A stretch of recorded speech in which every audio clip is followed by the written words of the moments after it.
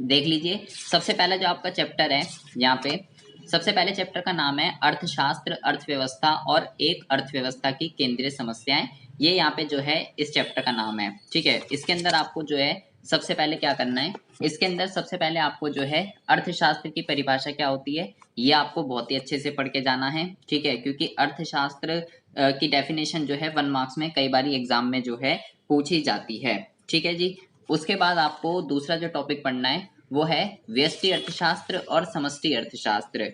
व्यष्टि अर्थशास्त्र और समष्टि अर्थशास्त्र के अंदर डिफरेंस क्या होता है, ये आपका एग्जाम के अंदर जो है कई बार आ जाता है कि व्यष्टि और समष्टि अर्थशास्त्र में जो है डिफरेंस बताइए, व्यष्टि और समष्टि अर्थशास्त्र में जो है क्या डिफरेंस होता है। ठीक है जी। दूसरा इसके अंदर आपको क्या पढ़ के जाना है, दूसरा इसके अंदर आपको जो पढ़ के जाना है वो आपको पढ़ के जाना है, यहाँ पे आप देखेंगे यहाँ पे लिखा हुआ है व्यष्टि अर्थशास्त्र के मुख्य घटक, मतलब कि व्यष्टि अर्थशास्त्र का जो है क्षेत्र क्या है, इसमें किन किन मुद्दों के रिगार्डिंग बात होती है, और समष्टि अर्थशास्त्र का जो है क्षेत्र क्या है, इनमें किन किन मुद्दों के रिगार्डिंग बात होती है। ठीक है, तो व्यष्टि अर्थशास्त्र समष्टि अर्थशास्त्र का मीनिंग, इसका अंतर, और व्यष्टि और समष्टि के घटक या इसको आप क्षेत्र भी कह सकते हो, ये सारा का सारा आपको जो है इसके अंदर पढ़ के जाना है। ठीक है, अच्छा।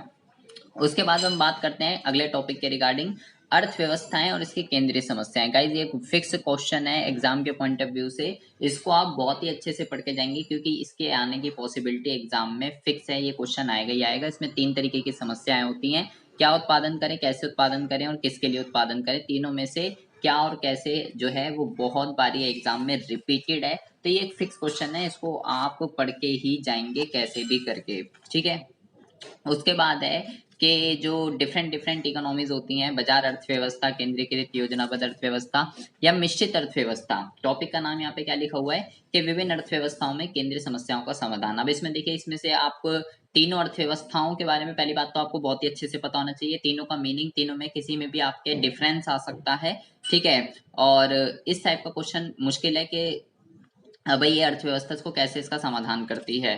ठीक है, ऐसे क्वेश्चन ग्रेजुएशन में मोस्टली आते हैं, बट आप बाजार अर्थव्यवस्था, केंद्रीकृत और मिश्रित अर्थव्यवस्था क्या होती है इसको आप बहुत ही अच्छे से पढ़ के जाएंगे। यहाँ पे जो है हम बात करते हैं, ये एक फिक्स क्वेश्चन है, उत्पादन संभावना वक्र। गाइस मैं इस चैप्टर में से चैप्टर नंबर 1 जो है 2 फिक्स टॉपिक बता रहा हूँ आपको, एक तो उत्पादन संभावना वक्र और दूसरा है केंद्रीय समस्याएं। आप इन दोनों टॉपिक्स को बहुत ही अच्छे से करके जाएंगे क्योंकि ये फिक्स है, इसके ऊपर एग्जाम में क्वेश्चन आएगा ही आएगा। उत्पादन संभावना वक्र क्या होता है, ठीक है, इसकी जो है क्या मान्यताएं हैं, क्या विशेषताएं हैं, उत्पादन संभावना वक्र के ऊपर जो बिंदु होते हैं वो क्या दर्शाते हैं, इसकी विशेषताएं बताइए, ये कैसे कब खिसकता है, कब राइट वर्ड शिफ्ट होता है, कब लेफ्ट वर्ड शिफ्ट होता है, कब एक तरफ शिफ्ट होगा, ये सारी की सारी चीजें, ये सारी की सारी चीजें जो हैं, कैसे राइट वर्ड आएगा, कैसे लेफ्ट वर्ड आएगा, इसकी मुख्य विशेषताएं बताइए, ये सारे के सारे क्वेश्चन, इसका जो ढलान होता है, पीपीसी का जो ढलान होता है ये क्या होता है, क्या शो करता है, तो ये एक फिक्स क्वेश्चन है, इसको तो आप बहुत ही अच्छे से पढ़ के जाइएगा क्योंकि ये एग्जाम के अंदर आता ही आता है। ठीक है, संसाधनों का अल्प उपयोग, संसाधनों का दुरुपयोग, संसाधनों का विकास, इन पॉइंट्स को किस तरीके से शो करते हैं, जैसे संसाधनों का अल्प उपयोग है, संसाधनों का पूर्ण उपयोग है, ये संसाधनों का विकास है, इन तीनों के डायग्राम किस तरीके से बनते हैं, ये गाइस बहुत ही इंपॉर्टेंट क्वेश्चन है। तो उत्पादन संभावना वक्र आप बहुत ही अच्छे से पढ़ के जाएंगे। ठीक है, उसके बाद 1 नंबर का क्वेश्चन ये आ जाता है, सिर्फ 1 नंबर का, कि अवसर लागत क्या होती है, इसको जो है वैकल्पिक लागत भी कहते हैं। तो इसको आप जो है बहुत ही अच्छे से करके जाएंगे कि अवसर लागत क्या है या वैकल्पिक लागत क्या होती है। उसके बाद जो है कह रहा है सीमांत अवसर लागत क्या होती है, ये बहुत ही इंपॉर्टेंट क्वेश्चन है। बच्चे बेसिकली कंफ्यूज रहते हैं कि अवसर लागत और सीमांत अवसर लागत जो है वो सेम होती है, तो भाई ये सेम नहीं है। ठीक है, इसमें डिफरेंस होता है, वीडियो बनी हुई है आप ऑलरेडी देख सकते हैं। इसके ऊपर जो क्वेश्चन आता है सीमांत अवसर लागत क्या होती है, ठीक है, इसको तालिका और रेखा चित्र की सहायता से समझाइए। तो इसमें आपको ये रेखा चित्र बनाना पड़ेगा और तालिका भी इसके अंदर आपको बनाकर आनी पड़ेगी। ठीक है, इस तरीके से आप ये वाली तालिका जो है बना सकते हैं। ठीक है, तो ये 3 नंबर का क्वेश्चन आता है, सीमांत अवसर लागत क्या होती है, जिसको रूपांतरण की सीमांत दर भी कहते हैं, ये क्या होती है, इसको तालिका और रेखा चित्र की सहायता से बताइए। तो सीमांत अवसर लागत या रूपांतरण की सीमांत दर एक ही चीज होती है। ठीक है, तो मैं आपको चैप्टर नंबर 1 में बेसिकली उत्पादन संभावना वक्र, केंद्रीय समस्याएं, ठीक है, उत्पादन संभावना वक्र और केंद्रीय समस्याएं, ये दो आपके जो है हॉट से टॉपिक आपको बता रहा हूँ, जिसकी एग्जाम में आने की पॉसिबिलिटी जो है वो गाइस 99% है कि इसके ऊपर क्वेश्चन जो है एग्जाम में आएगा ही आएगा। ठीक है, अगला जो चैप्टर है हमारा ये उपभोक्ता का संतुलन। इसके ऊपर आप जानते ही हैं दो तरीके की अप्रोचेज होती है, एक होती है उपयोगिता विश्लेषण और एक आती है दूसरी आपकी क्रमवाचक।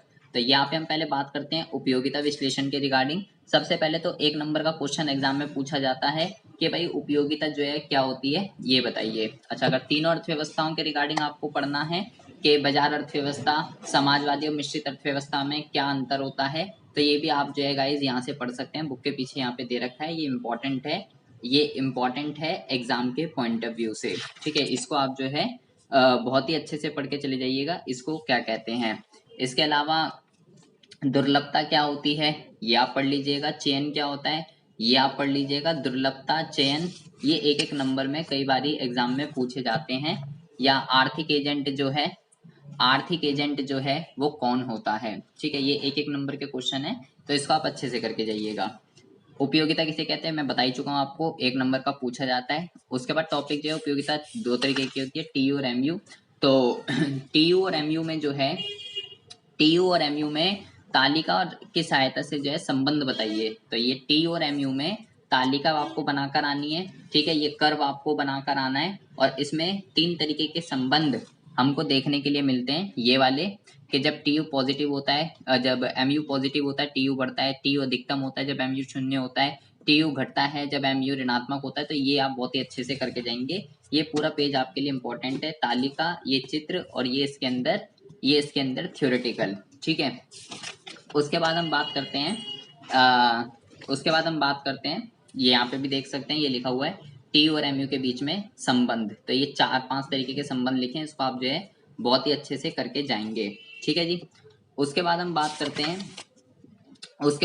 करते हैं, अगले क्वेश्चन के रिगार्डिंग, ह्रासमान सीमांत उपयोगिता नियम क्या होता है। ये 3 नंबर का एक मोस्ट इंपॉर्टेंट टॉपिक है, इसको आप बहुत ही अच्छे से करके जाएंगे कि ह्रासमान सीमांत उपयोगिता नियम जो है वो क्या होता है, ये क्या होता है, इसकी क्या मान्यताएं हैं, ठीक है, इसका क्या महत्व है और इसकी जो है सीमाएं क्या होती हैं, कैसे इसका कर्म बनता है। ये बहुत ही इम्पोर्टेंट मुद्दा है एग्जाम में समझने के लिए, और एग्जाम में ये क्वेश्चन जो है आता ही आता है। उसके बाद आता है उपभोक्ता का संतुलन। उपभोक्ता के संतुलन, अगर हम उपयोगिता विश्लेषण की बात करें तो इसमें 2 तरीके की सिचुएशन होती है, एक होती है एक वस्तु की स्थिति में और एक होती है 2 वस्तु की स्थिति में। तो गाइस इसमें से जो सबसे ज्यादा चांस है आने के वो है 2 वस्तु की स्थिति में। 2 वस्तु की स्थिति में उपभोक्ता संतुलन में कैसे होता है ये आपको बहुत ही अच्छे से पढ़ के जाना है, जिसको समसीमांत उपयोगिता नियम भी कहते हैं। ठीक है, तो 2 वस्तु का आप जो है बहुत ही अच्छे से पढ़ के जाइएगा। 2 वस्तु की स्थिति में एग्जाम में क्वेश्चन आता ही आता है। ये जो मैं आपको बता रहा हूँ ये है समसीमांत उपयोगिता, 2 वस्तु की स्थिति में उपभोक्ता संतुलन। ये जो है ये एक मोस्ट इंपॉर्टेंट टॉपिक है, 2 वस्तु की स्थिति में उपभोक्ता संतुलन उपयोगिता विश्लेषण से। इसको समसीमांत उपयोगिता नियम भी कहते हैं, इसके कई सारे नाम है, बट आप जो है ये ध्यान रखिएगा 2 वस्तु की स्थिति में उपभोक्ता संतुलन या समसीमांत उपयोगिता। और अगर M U X greater than होती है इससे या लेस देन होती है इससे, तो भाई उपभोक्ता किस तरीके से संतुलन में आएगा, उसको क्या करना पड़ेगा, इस टाइप के क्वेश्चन भी हमें जो है एग्जाम में पूछे जाते हैं। तो ये एक बहुत ही इंपॉर्टेंट क्वेश्चन है, एक वस्तु का इतना इंपॉर्टेंट नहीं है, 2 वस्तु का जो है वो बहुत ही ज्यादा इंपॉर्टेंट है। उसके बाद हम बात करते हैं, फिर अगला जो चैप्टर है हमारा उपभोक्ता का संतुलन ही है, लेकिन अब हमें जो पढ़ना है वो है तटस्थता वक्र विश्लेषण या क्रमवाचक अवधारणा से। इसके अंदर हमें सबसे पहले क्या पढ़ना है, सबसे पहले तो देखिए भाई सबसे सिंपल सी बात है, तटस्थता वक्र क्या होता है इसके भाई मैं पहले ही बता दूं आपको, 3 नाम होते हैं, तटस्थता वक्र, उदासीनता वक्र, ठीक है, या अंदिमान वक्र, ये एक ही चीज होती है। यहाँ पे देख लीजिए तटस्थता वक्र, अंदिमान वक्र, उदासीनता वक्र, ये सब एक ही है। आप बार बार मेरे से पूछते रहते हैं कि क्या ये सर एक ही है, नहीं है, क्या है।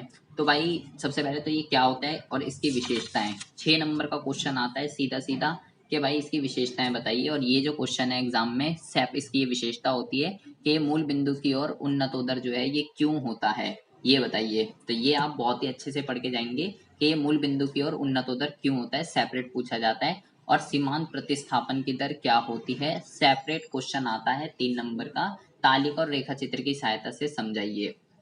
जैसे कि सीमांत अवसर लागत होती है, बिल्कुल इसी तरीके से सीमांत प्रतिस्थापन की दर भी जो है होती है। सीमांत अवसर लागत जो है वो पीपीसी का ढलान है, जबकि एमआरएस जो है वो तटस्थ वक्र का ढलान होता है। तो ये क्या होता है, इसकी विशेषताएं बताइए। ये एग्जाम में आता है, एक नंबर में ये पूछा जाता है तटस्थता मानचित्र क्या होता है, सिर्फ एक नंबर में। बहुत सारे तटस्थ वक्रों के समूह को तटस्थता मानचित्र जो है कहते हैं। तो इसकी विशेष तटस्थ वक्र क्या होता है, इसकी विशेषताएं यहाँ लिखी हुई हैं, इसकी देख लीजिए, 6 की 6 विशेषताएं लिखी हुई हैं। ठीक है, तो ये 6 की 6 विशेषताएं आपको घोल कर पी जानी है, फाड़ के ले जानी है, क्योंकि इसके ऊपर एग्जाम में क्वेश्चन आना ही आना है। उसके बाद आते हैं एक एक नंबर के क्वेश्चन में। तो एक एक नंबर के क्वेश्चन में जो बचता है गाइस, सबसे पहले बजट सेट क्या होता है। ठीक है, बजट सेट कह सकते हो, उपभोक्ता का सेट कह सकते हो, बजट समूह कह सकते हो, ये बताइए। और बजट रेखा क्या होती है ये बताइए, इसका समीकरण क्या होता है ये बताइए। तो ये सारे क्वेश्चन एक एक नंबर में बनते हैं। इनका ढलान बताइए, इनका स्लोप बताइए।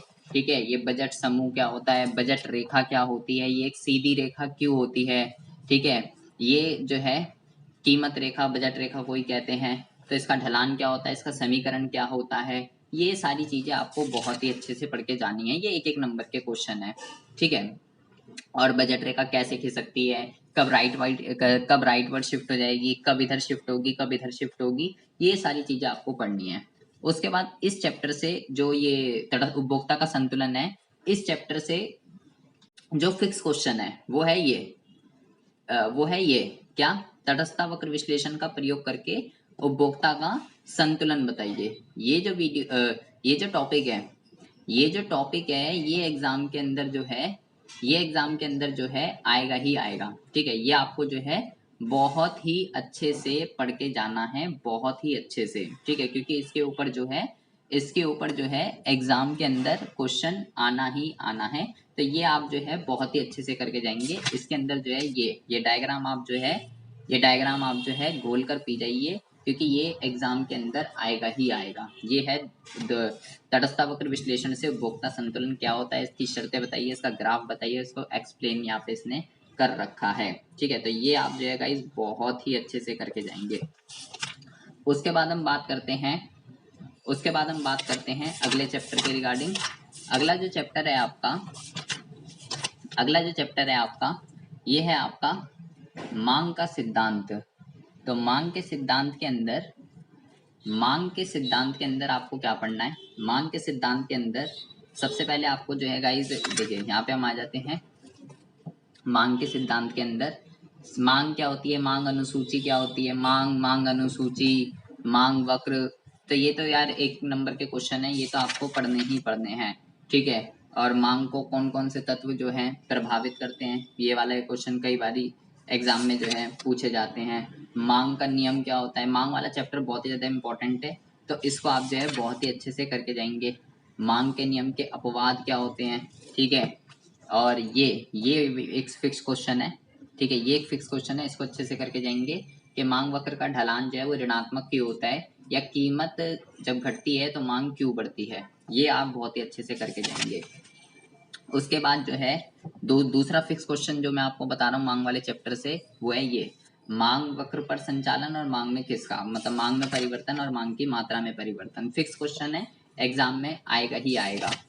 उसके बाद जो है मांग में वृद्धि के कारण या दाईं ओर खिसकाव, मांग में कमी के कारण या बाईं ओर खिसकाव, ये 6 नंबर का क्वेश्चन सीधा सीधा आता है। ऐसे भी पूछ सकता है आपसे, विस्तार, वृद्धि, संकुचन, कमी, इस टाइप से भी आपसे एग्जाम में क्वेश्चन पूछा जा सकता है। तो इसको आप बहुत अच्छे से करके जाएंगे। या मांग में विस्तार, मांग में परिवर्तन, मांग की मात्रा में परिवर्तन, मांग वक्र पर संचालन, मांग में खिसकाव, ये आता है एग्जाम में। उसके बाद ये भी एक फिक्स क्वेश्चन है। ठीक है, आय और मांग के बीच में सामान्य वस्तुएं क्या होती हैं, इसका कर्व किस तरीके से बनता है।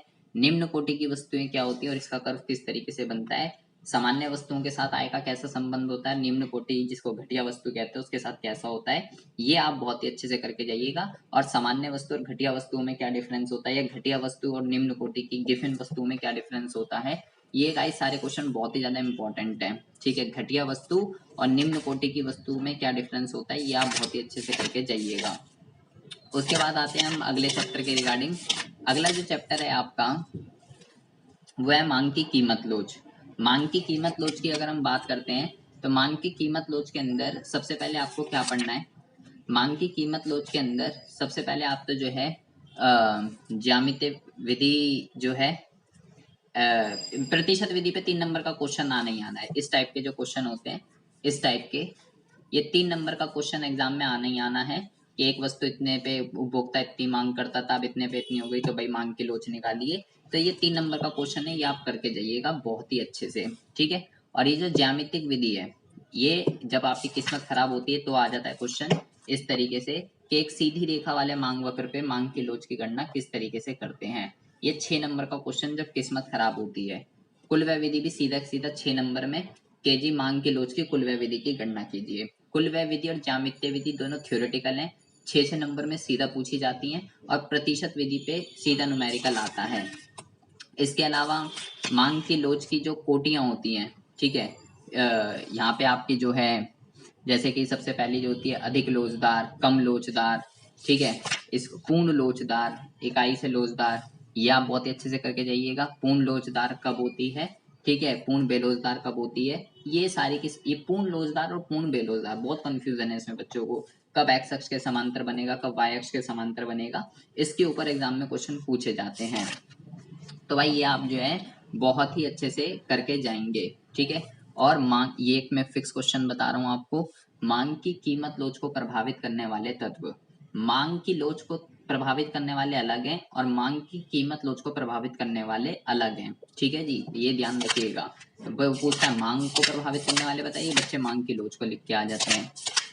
उसके बाद हम बात करते हैं उत्पादन फलन और एक कारक के प्रतिफल के रिगार्डिंग। तो उत्पादन फलन सबसे पहले क्या होता है, 1 नंबर में पूछा जाता है।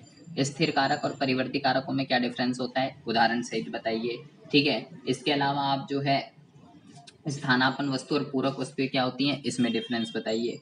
इसके अलावा आप जो है यहाँ पे ये पढ़ सकते हैं, क्या कहते हैं, टीपी एपी और एमपी में संबंध, ठीक है, ये बहुत ही अच्छा क्वेश्चन है। टीपी एपी और एमपी में संबंध क्यों कंपलसरी है, टीपी एमपी में आ जाता है, ठीक है, टीपी एमपी में आ जाता है या एपी और एमपी में आ जाता है, लेकिन आएगा जरूर। उसके बाद ये फिक्स क्वेश्चन है इस चैप्टर से, एक कारक के प्रतिफल का नियम, जिसको परिवर्ती अनुपात के प्रतिफल का नियम कहते हैं, घर से ही लिख के लेके जा सकते हो।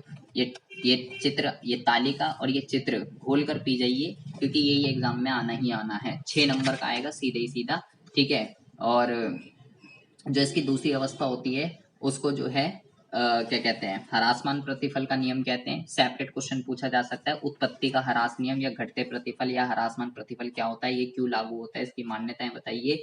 ये गाइस बहुत ही ज्यादा इंपॉर्टेंट है, ठीक है। एक ही क्वेश्चन है, परिवर्ती अनुपात के प्रतिफल का नियम, इसी को ही एक साधन के प्रतिफल का नियम कहते हैं, ये आप बहुत ही अच्छे से करके जाएंगे, ठीक है। बाकी टीपी एपी एमपी तीनों क्या होते हैं, इनका अर्थ और इनमें क्या संबंध होता है, ये आप बहुत ही अच्छे से करके जाएंगे इस चैप्टर में से। और इस टाइप के क्वेश्चन एग्जाम में आ सकते हैं, बट इतने इसके चांस नहीं है, क्योंकि क्वेश्चन जो है वो लागत में से जो है आते हैं। अगला जो चैप्टर है वो है लागत की अवधारणा। लागत की अवधारणा की अगर हम बात करें तो सबसे पहले आपको ये पढ़ के जाना है, स्पष्ट लागत और निहित लागत जो है क्या होती है, इसमें डिफरेंस बताइए, ठीक है, कई बार एग्जाम में पूछा जाता है। उसके बाद जो है स्थिर लागत और परिवर्ती लागत, स्थिर लागत और परिवर्ती लागतों में जो है क्या डिफरेंस होता है, ये आपको पढ़ के जाना है। स्पष्ट लागत और अस्पष्ट, स्थिर और अस्थिर, स्थिर और परिवर्ती, ठीक है। उसके बाद जो है ये आपको पढ़ के जाना है कि कौन से लागत की आकृति जो है वो रेक्टेंगुलर हाइपरबोला होती है, वो है एएफसी का, ये जो आकृति होती है इसको रेक्टेंगुलर हाइपरबोला कहते हैं, ठीक है। उसके बाद आपको जो पढ़ के जाना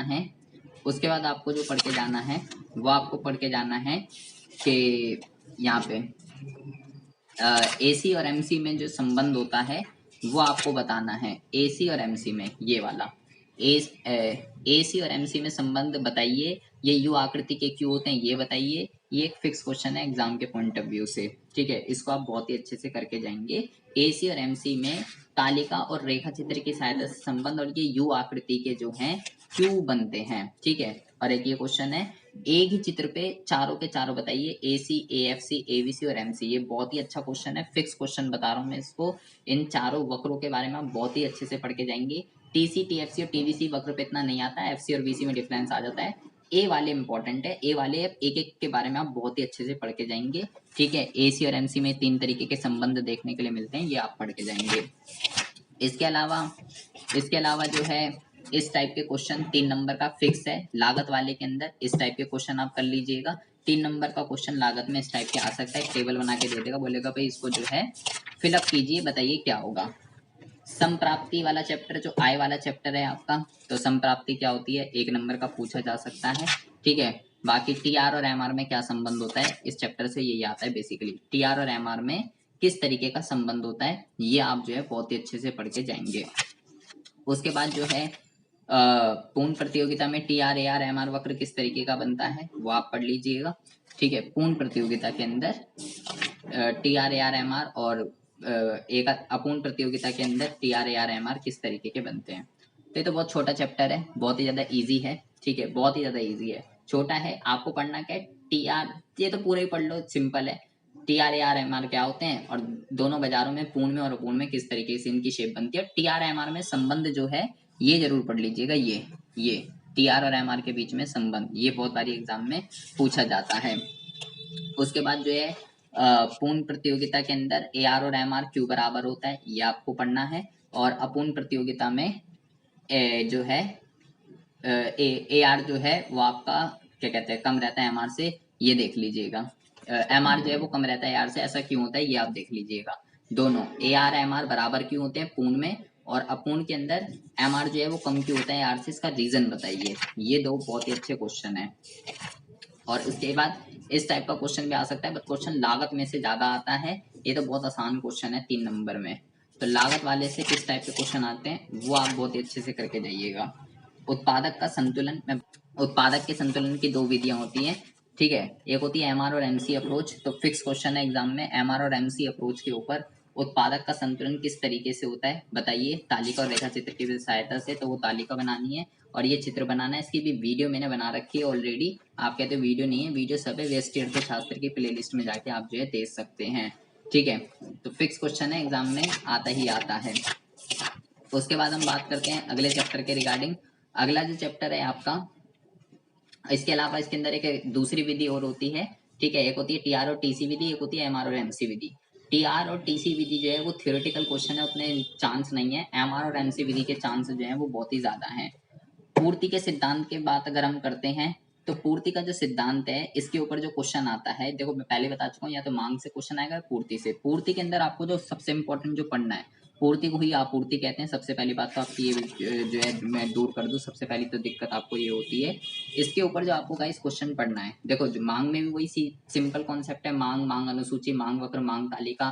तो भाई ये तो आपको मांग में भी पढ़ना है और पूर्ति में भी पढ़ना है। लेकिन इसके अंदर जो सबसे अलग चीज है वो है ये एक फिक्स क्वेश्चन है, इसको आप बहुत ही अच्छे से करके जाइएगा कि किसी वस्तु की पूर्ति को कौन कौन से कारक प्रभावित करते हैं, क्योंकि इसके ऊपर गाइज एग्जाम में सेपरेट क्वेश्चन पूछा जाता है। इसके ऊपर ठीक है, इसके ऊपर ये सेपरेट क्वेश्चन पूछा जाता है कि अगर तकनीकों में परिवर्तन हो गया तो पूर्ति कैसे प्रभावित होगी, कारकों की कीमत में परिवर्तन हो गया या कर नीति में परिवर्तन हो गया, उत्पादकों की संख्या बढ़ गई, ये सेपरेट क्वेश्चन पूछे जाते हैं 3-3 नंबर में। तो ये तो भाई फिक्स क्वेश्चन है इसके अंदर, ये आप बहुत ही अच्छे से देखो। ये रहा, इस टाइप का जो है, इस टाइप के क्वेश्चन एग्जाम में पूछे जाते हैं कि अगर तकनीकी में सुधार हो जाए तो इससे बाजार पूर्ति कैसे प्रभावित होगी, इस टाइप के क्वेश्चन।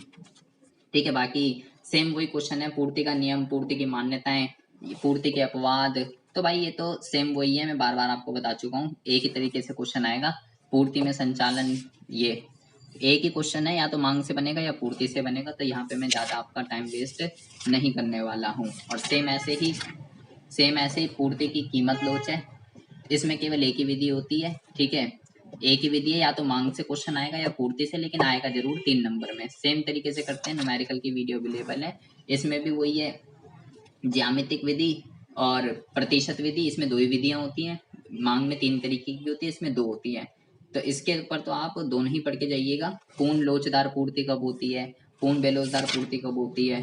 तो मांग और पूर्ति में सेम कॉन्सेप्ट है, सेम टॉपिक है। पूर्ति की लोच को कौन कौन से प्रभावित करते हैं, पूर्ति को प्रभावित करने वाले अलग हैं और पूर्ति की लोच को प्रभावित करने वाले अलग हैं। बार बार कह रहा हूँ, वो पूछता है पूर्ति की लोच क्या, आप लिख के आ जाते हो पूर्ति को प्रभावित करने वाले। तो ये आप अच्छे से पढ़ के जाएंगे। इस टाइप के क्वेश्चन आप बहुत ही अच्छे से करके जाइएगा, या तो मांग से या पूर्ति से क्वेश्चन एग्जाम में आएगा ही आएगा 3 नंबर का। उसके बाद हम अगर बात करते हैं, उसके बाद हम बात करते हैं बाजार के रूप की। बाजार के रूप के अंदर जो आपका क्वेश्चन बनता है वो होता है भाई बाजार क्या होता है। देखो बाजार वाले चैप्टर से भाई मैं सीधा सीधा बता रहा हूँ, बाजार वाले चैप्टर से कोई भी क्वेश्चन फिक्स नहीं है, चारों बाजारों में से एक बाजार के ऊपर क्वेश्चन आना ही आना है या डिफरेंस आ जाता है। तो आप जो है सारे के सारे बाजार के बारे में बहुत ही अच्छे से पढ़ के जाएंगे, आप इसमें से कुछ भी छोड़ के नहीं जा सकते हैं। ठीक है, ये तो मैं आपको पूरा चैप्टर इंपॉर्टेंट बता रहा हूँ, ये सब इंपॉर्टेंट टॉपिक है, क्लूसिव नॉन क्लूसिव, क्योंकि कोई से भी बाजार के ऊपर क्वेश्चन आ जाएगा, जब आप सब बाजार के बारे में पढ़ लेंगे, सब बाजार की विशेषताएं पढ़ लेंगे, ये आप पढ़ लीजिएगा, इसी में आपका सारा काम हो जाएगा। सब बाजारों की विशेषताएं लिखी है, किसी में भी डिफरेंस आ जाए, कुछ भी आ जाए, ये पढ़ना आपके लिए बहुत ही ज्यादा इंपॉर्टेंट है। ठीक है, मैं सेपरेट क्वेश्चन नहीं बता रहा हूँ इसमें, ये पूरा चैप्टर आपका जो है इंपॉर्टेंट है, क्योंकि मैं बताऊं पूर्ण प्रतियोगिता आ गया एकाधिकार, मैं एकाधिकार बताऊं आगे एकाधिकारिक, तो वो बेकार है। इसके अलावा अगला जो चैप्टर है पूर्ण प्रतियोगिता के अंदर बाजार संतुलन तथा मांग या पूर्ति में खिसकाव, इसमें क्या है, ये दोनों चैप्टर आप बहुत ही अच्छे से पढ़ के जाएंगे पूरे पूरे। ठीक है, क्योंकि इसमें क्या है, अगर मांग या पूर्ति में परिवर्तन हो जाए तो क्या से प्रभाव पड़ेगा। पूर्ण प्रतियोगिता के अंदर पूर्ण, ये वाला टॉपिक तो फिक्स है, इसको आप बहुत ही अच्छे से पढ़ के जाएंगे। पूर्ण प्रतियोगिता में कीमत का निर्धारण किस तरीके से होता है, तालिका और रेखा चित्र की सहायता से, ये रही तालिका ये रहा रेखा चित्र। मांग अधिक्य क्या होता है, पूर्ति अधिक्य क्या होता है, इसके अंदर ये सारी चीजें बहुत ही अच्छे से पढ़ के जाइएगा, ये एग्जाम के अंदर क्वेश्चन आना ही आना है। पूर्ण प्रतियोगिता में कीमत का निर्धारण कैसे होता है, मांग अधिक्य पूर्ति अधिक्य। अब जब कर्व शिफ्ट होते हैं, या तो मांग वक्र शिफ्ट हो जाए या पूर्ति वक्र शिफ्ट हो जाए या दोनों ही शिफ्ट हो जाए, तो उसका संतुलित कीमत और मात्रा पर क्या प्रभाव पड़ेगा। जैसे ये मांग में शिफ्ट हो रहा है तो ये भी इंपॉर्टेंट है, फिर ये पूर्ति में शिफ्ट हो रहा है ये भी इंपॉर्टेंट है। फिर अगर मांग जो है या पूर्ति बेलोजदार है या मांग लोजदार है, पूर्ति पूर्ण लोजदार है, तो जब दोनों ही शिफ्ट हो रहे हैं, ये सारे भाई बहुत ही ज्यादा इंपॉर्टेंट है। तो ये आपको इसमें से तो कुछ भी आपको छोड़ के जाना ही नहीं है, कुछ भी छोड़ के नहीं जाना, ये मोस्ट इंपॉर्टेंट है। ये उच्चतम कीमत क्या होती है, न्यूनतम कीमत क्या होती है इसका, ये रहा न्यूनतम कीमत क्या होती है, उच्चतम कीमत क्या होती है, तालिका की सहायता से इस पे जो है इफेक्ट आता है, ग्राफ की सहायता से। तो ये आप सारा का सारा पढ़ के जाएंगे, क्योंकि ये दोनों चैप्टर आप छोड़ के नहीं जा सकते हैं, ये एग्जाम के पॉइंट ऑफ व्यू से बहुत ही ज्यादा इंपॉर्टेंट चैप्टर हैं। ठीक है, बाजार वाला चैप्टर मैं आपको बता रहा हूँ। आई होप आपको बहुत ही अच्छे से समझ में आ गया होगा। वीडियो अच्छी लगी तो प्लीज इस वीडियो को ज्यादा से ज्यादा लाइक कीजिएगा और अपने फ्रेंड्स में शेयर जरूर कीजिएगा। मिलते हैं आपसे नेक्स्ट वीडियो में ऐसे इंटरेस्टिंग टॉपिक के साथ, तब तक के लिए have a good day, bye bye, take care.